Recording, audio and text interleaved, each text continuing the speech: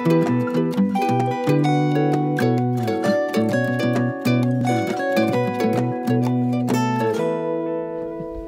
I'm Heidi Rader. I'm with the University of Alaska Fairbanks Cooperative Extension Service and Tanana Chiefs Conference.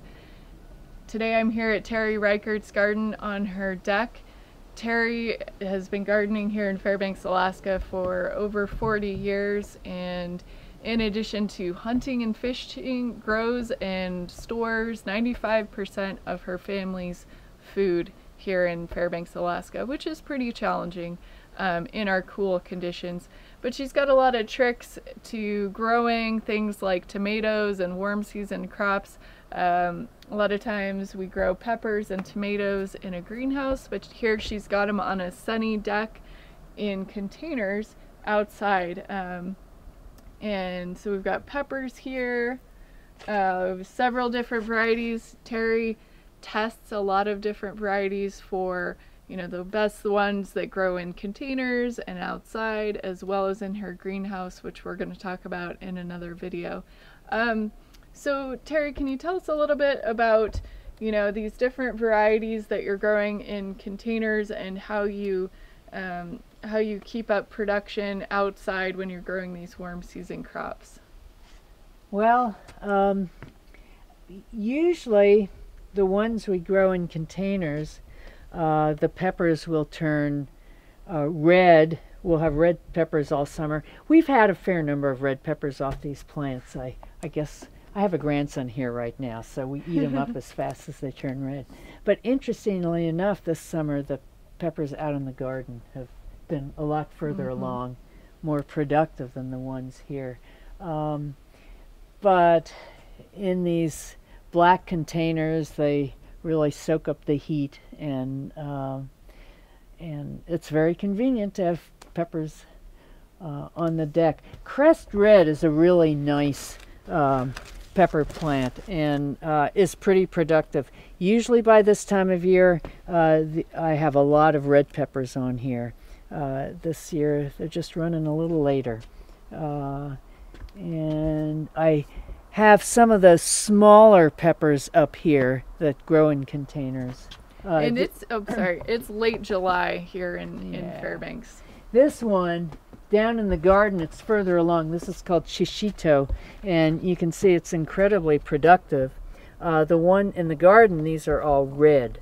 So I can't really tell you why this one's further behind, but that's a fun little pepper plant to grow. And then you've got a bunch of different tomato varieties as well, and they're hanging over. A lot of times you'll see tomatoes in greenhouses that are strung up with string, but another way to grow them is by allowing them to hang down. And then you've got some tape and some reinforcement just to keep the vine from breaking off. Breaking at that weak point, yeah. And these are, except for one or two, these are all paste tomatoes. There's just a couple varieties that I like that are really productive, and they're very good for sauces.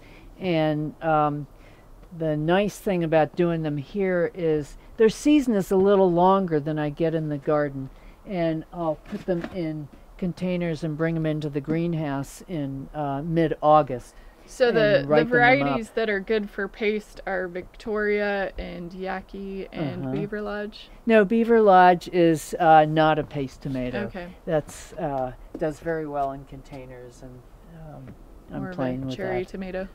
Actually, it's a decent-sized tomato like that, okay, and does well in pots. Okay, so Victoria and Yaqui are your ideal paste tomatoes. The best ones I've found. And what about Muscatka? That's a cherry tomato. Okay. And I've got a cherry tomato here that is the orange one, and I'm blanking out all of a sudden.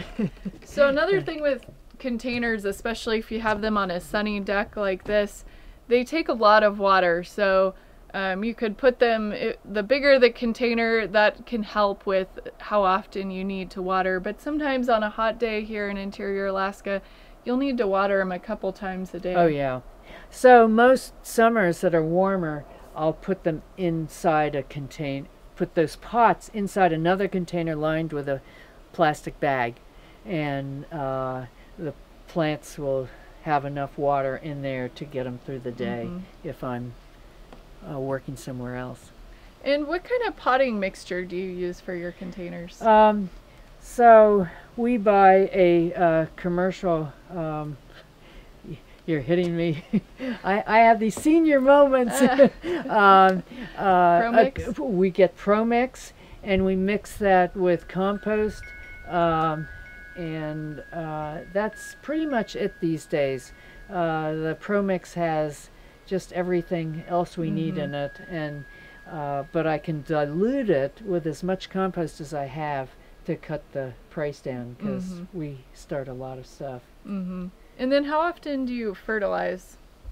For container plants, I'll put a little bit of fertilizer in the water every time I water. And sometimes I'll use just manure and soak that, or you can use any cheap fertilizer like Miracle Grow. With tomatoes and peppers, especially tomatoes, you have to watch out for blossom end rot when you do your fertilizing. So if you can find fertilizers that have calcium in it, and depending on your water source, whether you have calcium in your water and enough, you may need, sometimes I make my own mixture up with calcium nitrate and Epsom salts and things like that. And other times I'll just get something, if you can get Miracle Grow, Tomato Grow, you know, that's good enough. Great. Well, containers are a great way to go in Alaska, especially in a cooler summer and for growing your warm season crops outside. I'm Heidi Rader here in Terry Reichardt's garden today. Thanks for joining.